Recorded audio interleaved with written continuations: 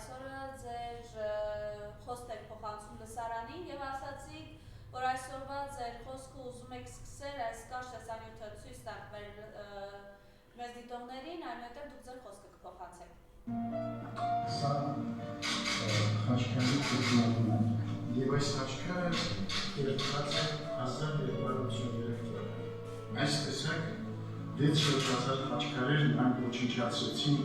նախնիվանը։ Այստեղ այս երկու երկերը նոր հրատարակված բրոշյուրներ,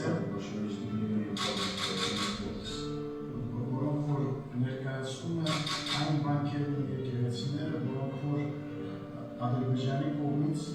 Արցախի գրավումից հետո ոչնչացվել են։ Խնդրեմ, այս մասով ինչ ունեք այսօր ասելու, համեցեք։ Ընդ որում, ես ուզում եմ հայ ժողովրդի ուշադրությունը հավել նրան, որ Գարեգին Վեհափառը, ամենայն հայոց հայրապետը, ունի երկու եվրոպական համալսարանական կրթություն եւ խոսում է 5-6 եվրոպական լեզուներով, բայց Հռոմի Պապի հետ ինքը կարող էր խոսել եւ անգլերեն, եւ գերմաներեն, եւ ֆրանսերեն, բայց ինքը խոսում էր հայերեն, որովհետեւ ինքը ամենայն հայոց իսկական հայրապետը։ Եվ հենց ինչու այս ելույթից հետո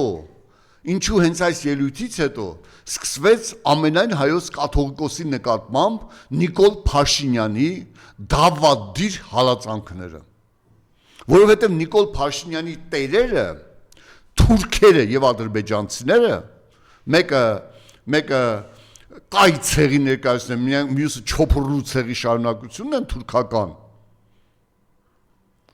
բայց երկուսն էլ թուրքական էթնոսին են պատկանում, հրաման տվեցին Նիկոլին թուլացնելու եկեղեցին։ Այս ելույթից հետո Փաշազադեն հայտարարեց, որ հայոց առաքելական սուրբ եկեղեցին, իհարկե դա իմ բառերն են, բայց ինքը ասեց հայոց եկեղեցին վտանգ է սպառնում տարածաշրջանի պետությունների համար, որից 4 օր հետո Նիկոլ Փաշինյանը հայոց եկեղեցիները անվանեց Չուլան եւ սկսվեց եկեղեցու դեմ այդ արշավը։ Հիմա գիտակից հայ, ով եկեղեցում սեղմում է Նիկոլի ձեռքը, դու անասուն ես, թե հայ ես։ Եպիսկոպոս, որ սեղմում ես Նիկոլի ձեռը, դու դավաճան թուրք ես, թե հայոց եկեղեցու սպասավոր։ Եթե ինչ որ մեկը Նիկոլի արարքների մեջ չի տեսնում դավաճանություն, թուրքական հրաման, ուրեմն նա կամ հայ չէ, կամ հայի ծպտված թշնամի է, կամ ոչնչության այնպիսի աստիճանի հասած գոյ է, որը ապրում է միայն իր շահով, իր ստամոքսով եւ թքած ունի հայ ժողովրդի վրա։ Ես ուզում եմ խոսել Արցախի թեմի առաջնորդ, 40 վանք, 261 եկեղեցի, 1600 խաչքար ես թողել Թուրքին, Նիկոլի դավաճանության արդյունքում։ Եվ դու ասում ես, դուք ապացուցված է, որ Նիկոլն է դավաճանել։ Նիկոլը գերագույն հրամանատարն էր, պաշտպանության քաղաքականությունը իրականացնողն էր, այն պաշտոնյան էր, որ պետք է կառավարեր, ղեկավարեր պայքարը Թուրքի դեմ։ Եթե մի չի կառավարել, չի ղեկավարել, եւ քայլ առ քայլ սպանելով հայերին, վախ ներշնչելով, ոգին կոտորելով, վերացրել է Արցախը, դու կրկնակի դավաճան ես, Պարքև Սրբազանի նման մարտնչող եպիսկոպոսից հետո Արցախի թեմի առաջնորդ դառնաս ու դավաճանես քո հալածյալ գաղթական թեմին, դու ոչ միայն դավաճան ես, այլ վերջին ոչնչությունն ես եւ ազգ դա քեզ չի ներելու երբեք։ Հասկանում ես։ Ես դատավոր չեմ, որ դատեմ ձեզ, բայց Աստծո դատաստանը ձեզ հասնելու է։ Դավաճանի ձեռքը սեղմող ոչնչություններ, Աստծո դատաստան ձեզ հասնելու է։ Օդում պտտվող լուրերով համաձայն 50,000 դրամ են տալիս, որպեսզի 5 հոգի ծափ տան Նիկոլա եկեղեցից դուրս գալուց, 50,000 դրամ։ Բայց 50 հոգու տալիս են, ընդամենը 5-ն է ծափ տալիս, ամաչում են։ Փողը վերցում են, հետո ամաչում են։ 500 հոգու զանգում են, հրամայում են գալ Նիկոլ Փաշինյանի եկեղեցու պատարագին մասնակցել, 500 հոգու զանգում են, 50 հոգի են գալիս։ Երեք իմիջիայլոց Մարիամ ջան, շիշ բռնողի եղբայրը Սարգսյանը, այդ պատգամավորը ինչ է, ասես հա, ինձ Նիկոլն է կանչել պատարագի։ Այսինքն Նիկոլը մարդկանց չեն թաքցնում, հասկանում ես, ծաղրում են Նիկոլին իր թիմակիցները, բացահայտում են Նիկոլի ողջ, գաղջ, սրբապիղծ, լպիրշ այլասերված էությունը։ Հայոց եկեղեցին վեհապար, ես աթեիստ եմ դաստիարակվել, ես կուսակցության շշկոմում եմ աշխատել, պատմաբան հասարակագետ եմ, փիլիսոփա եմ, բայց ես Աստծուն տեսել եմ և վիրավորվել եմ 94 թվականին, ես հավատում եմ Աստծու գոյությանը և հավատում եմ իմ եկեղեցու սրբությանը, ես մեծացել եմ Սյունի նշանավոր պատմական եկեղեցու բակում, իմ տնից 100 մետրի վրա է, որտեղ ես ծնվել մեծացել եմ, իմ պապերը թաղված են այդ սուրբ եկեղեցու բակում, եկեղեցին հայոց առաքելական եկեղեցին սրբություն է, իմ կաթողիկոսը ինձ համար սրբություն է, հայոց եկեղեցին մեծագույն ծաղկում է ապրել և Վազգեն առաջինն է եղել կաթողիկոս և Գայեգին երկրորդն է եղել կաթողիկոս։ Հիմա եկեք հաշվեք քանի վանք է վերանորոգվել։ Եկեղեցական թեմը 120-ից դարձել է 700 քահանա և եպիսկոպոս։ 120-ն է եղել մինչև Գայեգին առաջինի կաթողիկոս դառնան, հիմա դարձել է 750։ Տնտեսական բարգավաճում, կրոնական բարգավաճում, և այդ բարգավաճումը պետք է ոչնչացվի դավաճան Նիկոլի կողմից, ինչպես բանակը ոչնչացվեց, ինչպես Արցախը ոչնչացվեց, ինչպես հայոց անվտանգությունը ոչնչացվեց, ինչպես տնտեսությունը ոչնչացվեց։ Ոչնչացվում է նաև հայոց եկեղեցին, դա վերջին հենարանն է։ Պոռնկաբարո օրենքներով և գաղափարներով ոչնչացրեցին հայոց ընտանիքը։ Սա այս նիկոլական, թուրքական ապրանքների, ավերածությունների անսահման ցուցակի մեկ հատվածն եմ ես ներկայացնում։ Եվ յուրաքանչյուր հայ, ով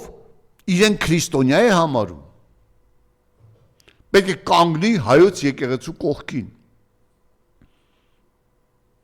Արցախի համար ամեն ինչ արել ենք, Արցախը չկա։ Նշում եք, չէ, վերջում Նիկոլ Փաշինյանը ոչ մի իշխանություն Արցախի համար այնքան չի արել, ինչքան մենք ենք արել, բայց չգիտես ինչու, բոլոր իշխանություններով Արցախը հազոր էր, մարտունակ էր, պայքարող էր, հայկական էր, այս ամեն ինչ անող, այս սրիկա, թուրքական ապրանք դավաճաններից հետո Արցախը չկա այլևս, արցախցիներ չկան այլևս։ Հիմա էլ ասում եք, եկեղեցին մեր սրբությունն է, մենք ամեն ինչ անում ենք եկեղեցու փրկության համար, դա նշանակում է, որ եկեղեցին կործանվելու է և փաչազատ են, Էջմիածնի ղազավատ է ստեղծելու։ Իսկ դու գիտեք, որ Նիկոլ Փաշինյանը խոստացել է փաշազատեին 200 հեկտար հող Էջմիածնում տալ մզկիթ կառուցելու համար, որպեսզի Էջմիածնի ղազավատ փաշազատ։ Դա պաշտոնական տվյալ եմ ասում, ես ինքս լսել եմ այդ մասին։ Խոստացել է։ Իսկ դրա համար պետք է կաթողիկոսին վերացնի, որպեսզի Էջմիածնում տա միջելոց։ Խոյ համայնքի ներկայացուցիչներ, այդ որ դուք ընտրեցիք ղազավաթը։ Դուք ոչ թե հերոս Մեխակի որդուն ընտրեցիք, այլ դուք ընտրեցիք թուրք Նիկոլին,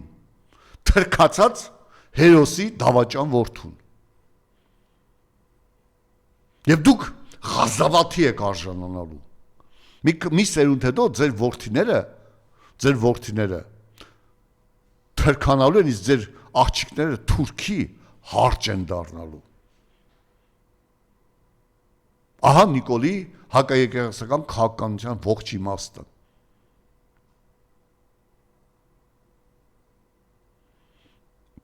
Ես ուզում եմ անդրադառնալ Ալեն Սիմոնյանի այն հայտարարությանը, դե գիտեք Ալեն Սիմոնյանը ով է եղել, նա կենսագրությունը բոլորիդ հայտնի է, որ ֆիլմերում է նկարահանվել, ինչպեսի կադրերում է նա երևացել, բոլորդ գիտեք։ Հիմա էլ այդ նույն դերասանը շարունակում է դերասանական իր հայտարարությունը, ասում է մահացել են 3833 հայեր։ Ես ուզում եմ բերել այն բոլոր թվերը, որոնք պաշտոնապես հայտարարել են իրենց կողմից։ Ես հայտարարում եմ, որ Արցախյան պատերազմի ժամանակ Հայաստանի Հանրապետության քաղաքացիներ տվել են մոտավորապես 10,000 զոհ։ Ինչի վրա հիմնված իմ այդ պնդումը։ Հայաստանի Հանրապետության վիճակագրական ծառայության վարչության տվյալների վրա։ Նայեցեք, 2019 թվականին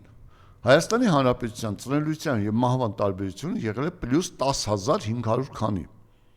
2021 թվականին Հայաստանի Հանրապետության ծնելիության եւ մահվան տարբերությունը եղել է +10,300 քանի։ 2020 թվականին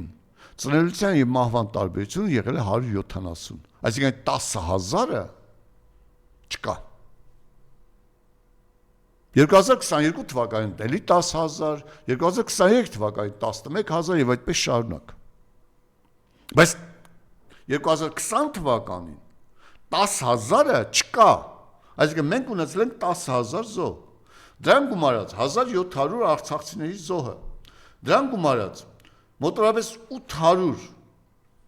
Հայաստանի Հանրապետության քաղաքացիներ, 800 Հայաստանի Հանրապետության քաղաքացիներ, որից 11,000 վիրավորներ են ունեցել, 800 մահացել են տարբեր տեսակի վերքերից եւ պատերազմի հետևանքով։ Այսինքն Արցախյան 44-օրյա պատերազմը դա ունի։ Պլյուս 750 մահացել են 21 թվականի, 22 թվականի սեպտեմբերյան եւ այլ այդ մարտական գործողություններին, պլյուս 420 մարտ Նիկոլ Փաշինյանի օրոք 421 է, բայց ես վերջին անուն ազգանուն չճշտեցի, դրա համար 20 եմ ասում, 420 մահացել են խաղաղ պայմաններում ինքնասպանության, սպանության եւ այլ գործողությունների հետևանքով։ Այսինքն Նիկոլ Փաշինյանի օրոք մենք ունեցել ենք 13,000 մոտավորապես 650-670 զոհ։ Ալեն Սիմոնյան, որպես պետական պաշտոնյա, ստելը Նիկոլի եւ իր թիկմագիստների համար դարձել է սովորական երևույթ։ Բայց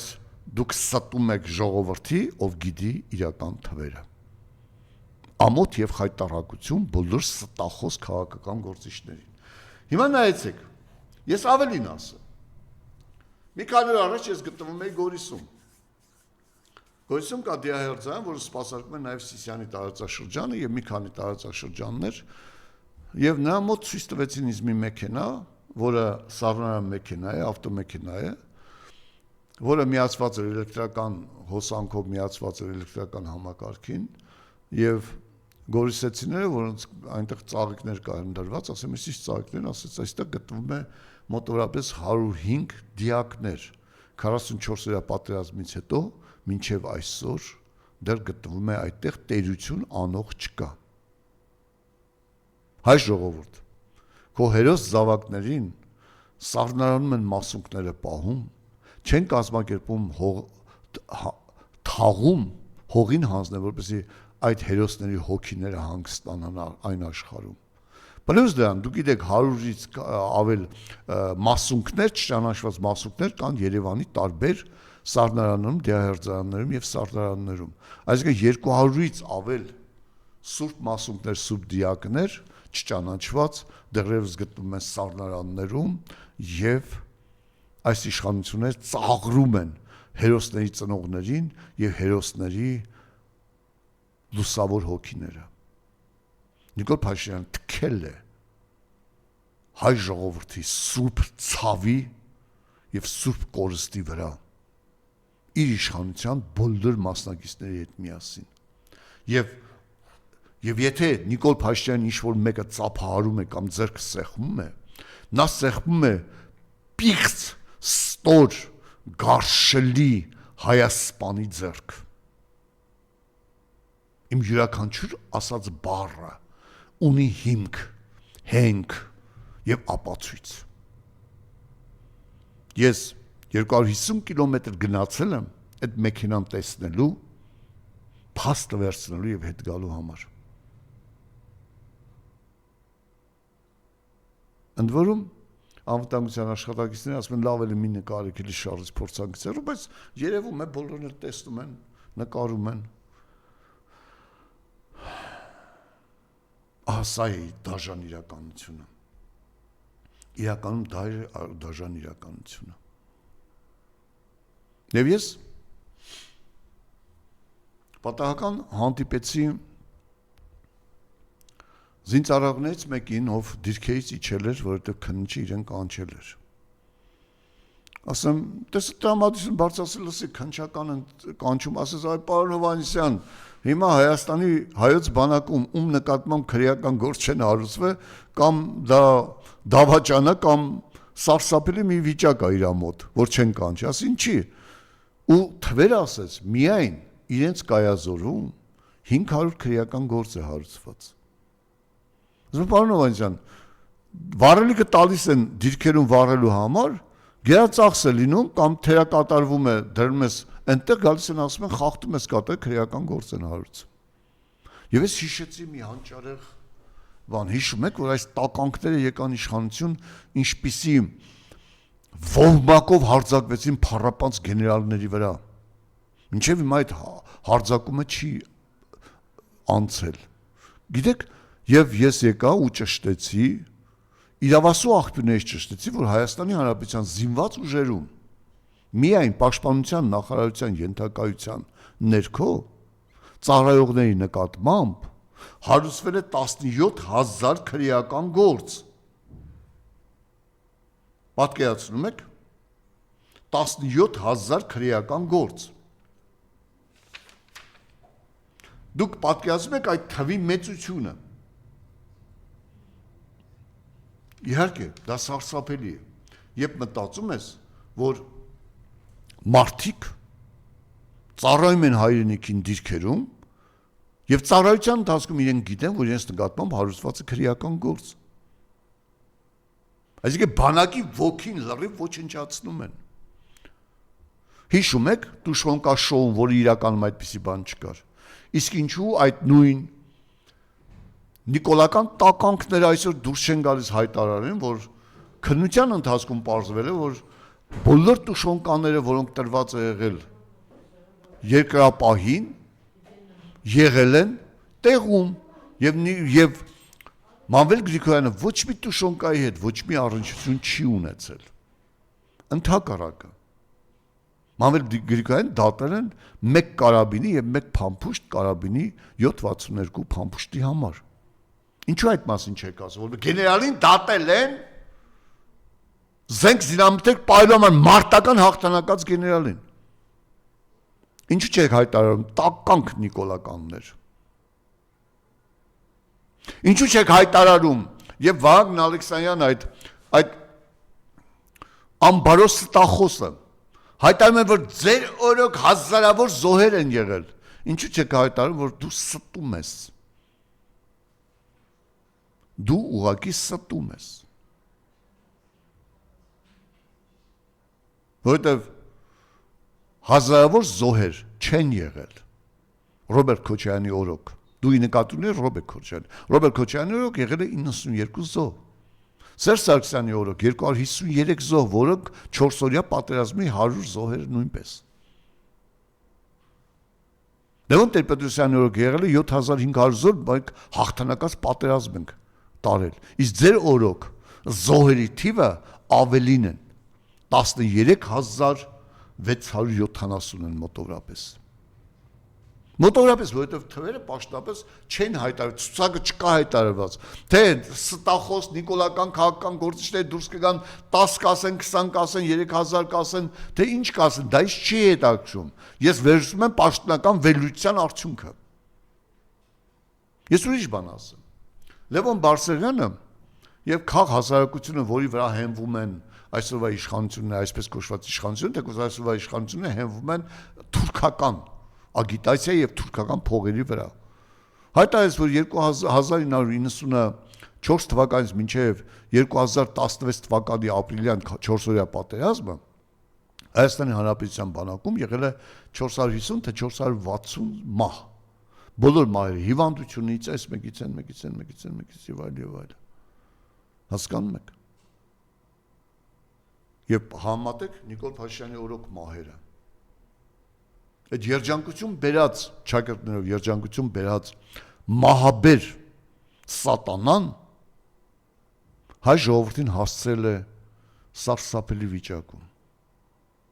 Սարսափելի վիճակ։ Ես ուզում եմ դիմել կտվորուի օգնական հետագայում գեներալ ստացած Մելքոնյան Գագոյին։ Ինքը խաղաղ ժամանակաշրջանում մինչև Արցախյան ազատամարտը եղել է կտվորի օգնական։ Մելքոնյան Գագո, դու կռվել ես Լաչինի միջանցքում։ Ես քեզ այնտեղ տեսել եմ։ Դու կռվել ես Լաչինի միջանցքում։ Լաչինի հանձնողին ծափահարում ես։ Քեզ եմ հարցնում, նայում եմ աչքերիդ մեջ ու հարցնում եմ անբարոյականության, լկտիության, թալանչիության եւ շահամոլության մարմնացում կտվորի օգնական գեներալ լեյտենանտ Մելքոնյան Գագո։ Դու ո՞նց ես քեզ զգում։ Դու լավ ես քեզ զգում։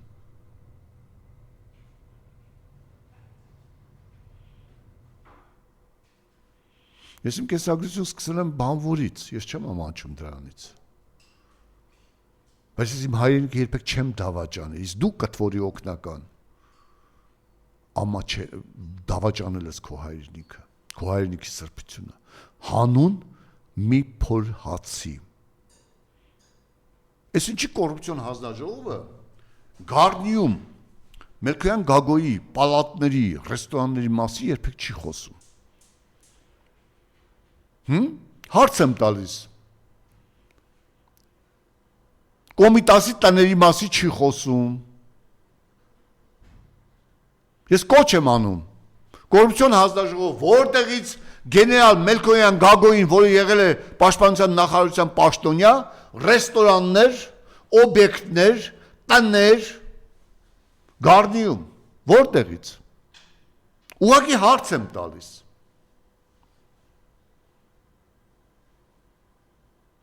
Լսեք, երբ հայրենիքի փրկության համար սրբազանների կոչ են ասում 50 քննիչից բաղկացած խումբ եք ստեղծում, երբ Աղազարյան Հովիկը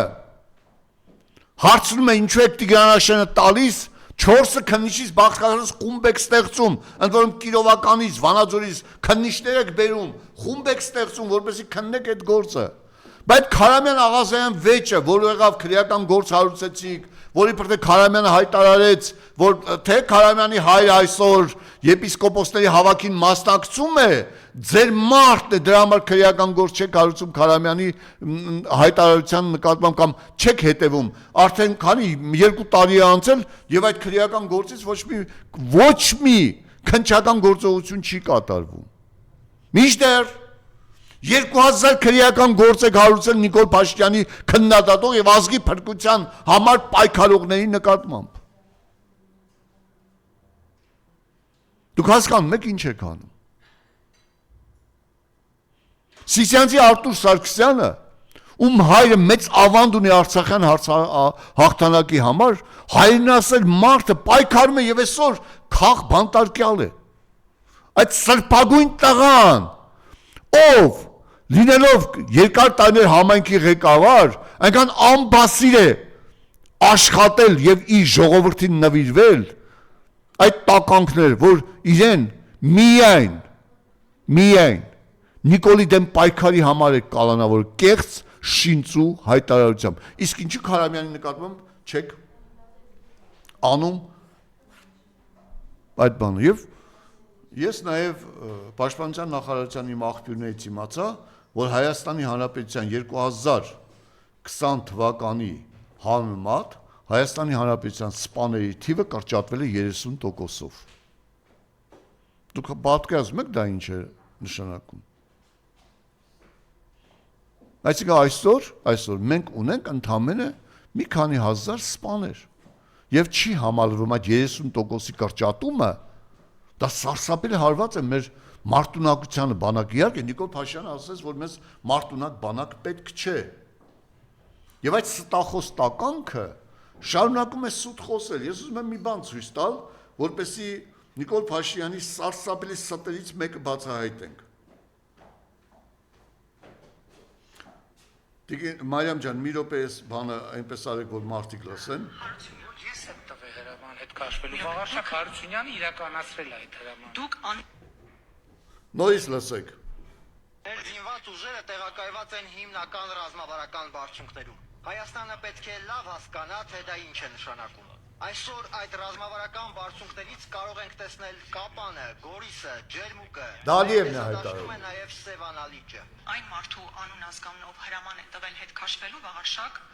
Հարությունյանը։ Ես եմ տվել հրաման հետ քաշվելու։ Վաղարշակ Հարությունյանը իրական։ Ես դու ես գալիս։ Հրաման հետ քաշվելու։ Ես հիմա տալիս եմ երկրորդը լսեք։ Քաշման հրաման չի տվել։ Ես երբեք որևէ հրաման չեմ տվել Հայաստանի Հանրապետության որևէ ինքնիշխան տարածքից Հայաստանի Հանրապետության որևէ զորքի հետ քաշման մասին։ Նայեցեք։ Մի դեպքում Նիկոլ Փաշինյանը հայտարարում է, որ հետ քաշման հրամանը ինքն է տվել Վաղարշակ Հարությանը։ Վաղարշակ Հարությանը այդ հարցը չի լուծել։ Երկրորդ դեպքում հայտարարում է, որ ինքը երբեք հետ քաշման հրաման չի տվել։ Ես ուզում եմ այդ այլասերված ստախոսի մանիպուլյատորի մի հարց տալ։ Իսկ դու չէիր, որ ասում ես այդ բարձունքները մեզ ինչին են պետք։ 6 ամիս ձյունով են ծածկված։ Այլասերված Նիկոլ, ես ուզում եմ երկրորդ հարցը տալ։ Դու չէիր ասում Սև լճի 30%-ի համար ինչ է պետք է պատերազմ սկսեմ։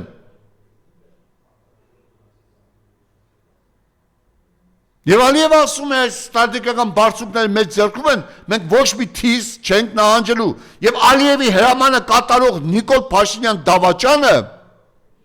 ստախոս մանիպուլյատորը, հիմա ուզում է սահմանազատման եւ սահմանագծման քողի տակ այն իր տեղակալ, վարչապետի տեղակալ մի թրքացված ոչնչության հետ միասին ուզում են օրինականացնեն այդ բարձունքները Թուրքին հանձնելը։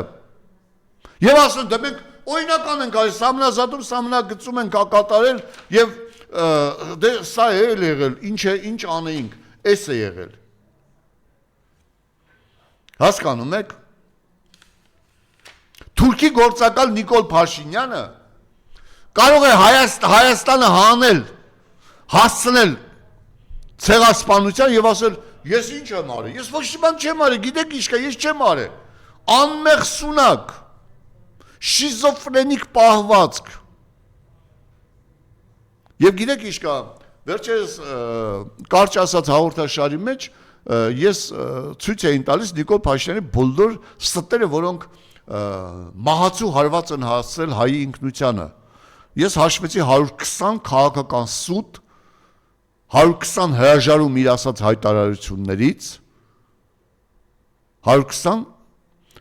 հրաժարում իր ասած հայտարարություններից, սակայն որի արդյունքում մենք կորցրել ենք Արցախը, մենք կորցրել ենք բանակը, մենք կորցրել ենք ամեն ինչ։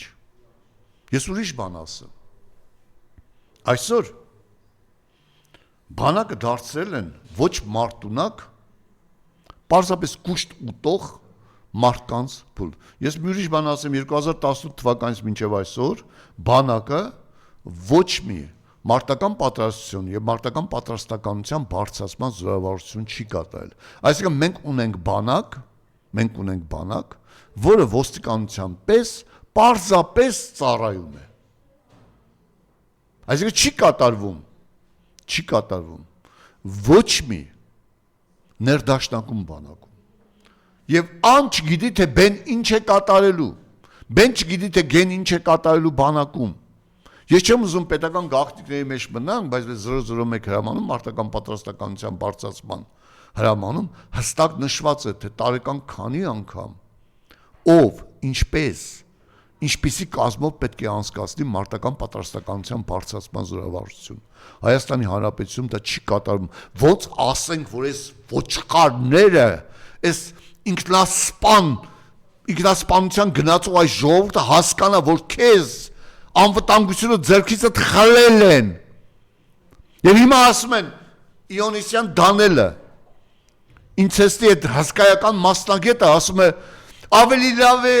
թուրքական հասարակության հետ հանդիպենք, քան թուրքի զինվորի հետ հանդիպենք։ Այսինքն ինչ։ Այսինքն ամեն ինչ անենք, որպեսզի ինչ։ Թուրքը տիրի մեզ։ Բայց ժողովրդի թալանը հսկայական թվերի է հասել։ Տեսեք, 50 քննիչներով բաղկացած քննչական խումբ մեր սրբազաններին կալանավորելու համար։ Բայց անիֆի խայտարակ թալանը չի արժանանում քննչական եւ հակակոռուպցիոն կոմիտեի ուշադրության, ինչու, որովհետեւ այդտեղ անիֆից 35 միլիոն դոլար Նիկոլը լափել է։ Միայն Նիկոլը լափել է 35 միլիոն դոլար։ Ես հիմա թվերը բերեմ։ Անիֆը ստեղծվել է 2019 թվականին, որպեսզի բարձր տեխնոլոգիաների ոլորտում ներդրումներ կատարի։ Քարոզի ամբողջ աշխարհում Հայաստանի բարձր տեխնոլոգիաների ներդրման դրական կողմերը եւ ստեղծի կազմակերպություններ բարձր տեխնոլոգիաներով Հայաստանը զարգացնելու համար։ Եվ ինչ, բայց չգիտես ինչու։ Անիֆի հիմնադրամից, որը պետական բյուջեի հաշվին է ձևավորվել, 1.5 միլիարդ դրամ, այսինքն մոտորապես 4 միլիոն դոլար տրվել է Ավինյանի կնոջը, որը փոշիացվել է առանց մի կոպեկ օգուտի։ Իսկ ասում եք Ավինյանը Նիկոլական տուն 200,000, 400,000, ինչ 200,000, 400,000, մենակ կինը 4 միլիոն դոլար է մսխել ու չի փռշտացել։ Թոշակառուների փողը չեն բարձրացնում։ Սոցիալական ապահովությունների տարբեր վճարներ չեն բարձրացնում։ Բայց Նիկոլի Ավինյանի կնոջը 4 միլիոն դոլար են տվել։ Անիֆից կորել է 50 միլիարդ դրամ։ Դե 50 միլիարդ դրամը հաշվեք ինչքան փող է դա անում։ 10 միլիոնավոր դոլարներ։ 10 միլիոն դոլար միայն արևային կայանների ծրագրով, որ ստեղծվել է արաբական երկրների հետ, 10 միլիոն դոլար միայն այդ ծրագրով է փող կորել։ Էլ Արաբիային փոխանցվել է 10 միլիոն դոլար Flu Aria հայկական ավիաընկերության գործունեության համար։ Ընկերությունը սնանկ է ճանաչվել։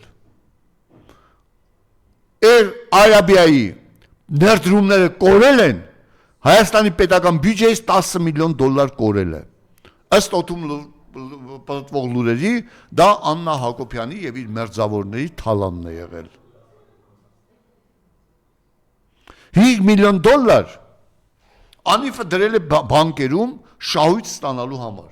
Չկա ոչ շահույթը, ոչ 5 միլիոն դոլարը։ Ամեն տարի 4-ից 5 միլիոն դոլար փող է տրվում 19 թվականից մինչև 25 թվականը հաշվեք։ 5 տարի 25 թվական հաշվենք, 5 անգամ 4 եմ հաշվում, 5 չեմ հաշվում։ 20 միլիոն դոլար է տրվել, որպեսզի տարբեր երկրների մեդիա դաշտում Հայաստանի ներդրումային ոլորտը պրոպագանդվեն։ Եվ այդ 20 միլիոն դոլարը կորել է։ Ոչ մի հոդված հրապարակում, ոչ մի արդյունք չկա։ Պարապես փողը փոխանցվել է Անիֆին, Անիֆից փոխանցվել է օֆշորում այդ փողը անցել է։ Դե իհարկե, օֆշորի գերաստղը Նիկոլ Նոաննան են։ Մեկ էլ Վիվարոյի Վիգենը։ Թե ում է հասել այդ փողը։ Ինձ թվում է պատմությունը այդ հարցը կբարձրացնի։ Դուք պատկերացնում եք ինչ է կատարվում։ Եվ վերջերս ցույց տվեցին Անիֆի գործադիր տնօրենով, ով այսօր սովորում է Ֆրանսիայում, որի աշխատավարձը ամսական 20 միլիոն է եղել։ Անիֆում 12 հոգի ստացել են 10-ից 20 միլիոն դրամ աշխատավարձ։ Այդ աշխատավարձը ստացել են ու ոչ մի արդյունք։ Բայց չգիտես ինչու։ Այդ մոտավորապես 100 միլիոն դոլարի պետական բյուջեի վնասի համար ոչ ոք քննչական գործողություն չի կատարում։ Նիկոլը խաբում է հանրությանը հարուցվածը քրեական գործ, 50 քննիչներ հրավիրում են, հարձակվում են ազգասեր, ազգապաշտ, ազգի փրկության համար գործիչներին դատելու գործընթացն են լծված, իսկ անիվի համար քննչական գործողությունը չի կատարվում։ Ինչու Նիկոլ 30 միլիոնը քոնն է եղել։ Հարց եմ տալիս։ 30 միլիոնը եւ այդ օֆշորում անհետացած փողերի հետքը տանում է դեպի քեզ եւ քո հարճի։ Դրա համար քրեական գործեր չես հարուցում։ Գլխավոր դատախազ քննչականի պետ, դավաճաններ, սրիկաներ, նիկոլական աղբ, թրքական ապրանքներ, դուք բոլորդ պատասխան եք տալու։ Բոլորդ եք պատասխան տալու։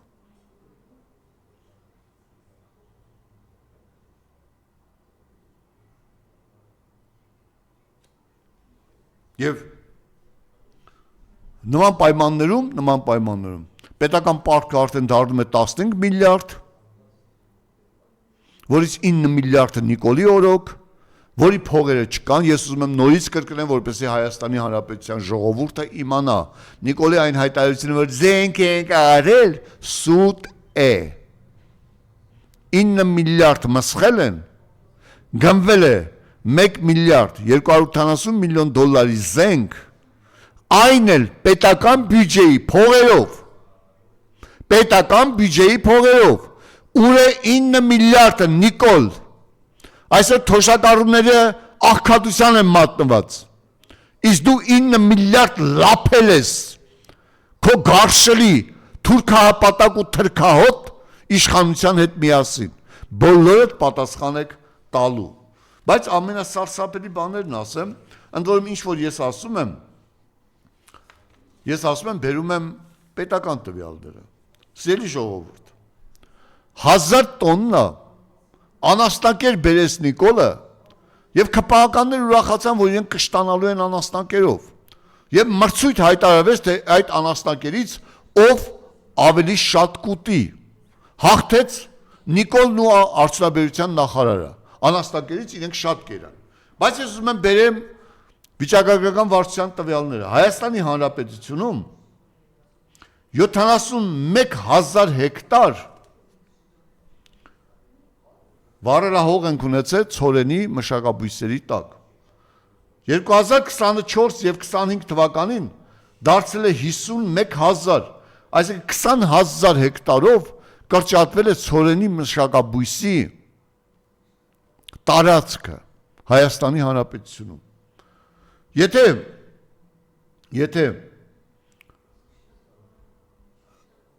170,000 տոննա ցորեն էր ստացվում Հայաստանի Հանրապետությունում, ապա այսօր ստացվում է ընդամենը 120,000 տոննա, 50,000 տոննայով պակասել է, այդ 1000 տոննա անաստանկերի համար ուրախացող տականքներ, 50,000 տոննա Հայաստանի Հանրապետությունում ցորեն է կրճատվել, ստացվում է կրճատվել, հիմնական Տաուշի, Վայոց ձորի, Սյունիքի մարզերում։ Անաստակեր եք լափելու նիկոլականներ։ Արժանավոր հայ ժողովուրդը, հայրենիք սիրող հայ չի ուզում անաստակել լափի, ինչու ես ոչնչացրել գյուղատնտեսությունը։ Եթե դրան գումարենք նաև 50,000 տոննա հացահատիկ էր գալիս Արցախից եւ ազատագրված շրջաններից, այն նույնպես Նիկոլը տվեց Թուրքին։ Եվ այսօր ձեզ ուզում է խաբել 1000 տոննա Ղազախստանի ցորենով։ Հայ ժողովուրդ, դու ունես մեկ գերակա խնդիր, ոտքի պայքարելու այս իշխանության դեմ։ Այս իշխանությունը թուրքահապատակ է, հակահայ իշխանություն է։ Այս իշխանությունը եկել էր կործանելու Արցախը, կործանեց, կործանելու քո պաշտպանությունն ու անվտանգությունը կործանեց, եկել էր սարերն ու ձորերը տալու Թուրքին տվեց, ջրային ռեսուրսները տալու Թուրքին տվեց, եկել էր Արարատ լերը հարձակելու թուրքական տվեց, եկել էր բանակը ոչնչացնելու, ոչնչացրեց, հիմա եկել է ոչնչացնելու քո վերջին հենարանն ու պատվարը, հայոց եկեղեցին, ոտքի կանգնի եւ պաշտպանիր հայոց եկեղեցին, սուրբ են այն կանայք, ովքեր Սուրբ Սարգիս եկեղեցում օրհնում էին կաթողիկոսին ամենայն հայոց եւ թքում էին Նիկոլի երեսին, այդ կադրերը չեն ցույց տվել ինչպես են կանայք թքում Նիկոլի երեսին օրհնելով կաթողիկոսին եւ հռչակելով կաթողիկոսին սրբության, ոտքի ժողովուրդ, պայքարի հանուն փրկության։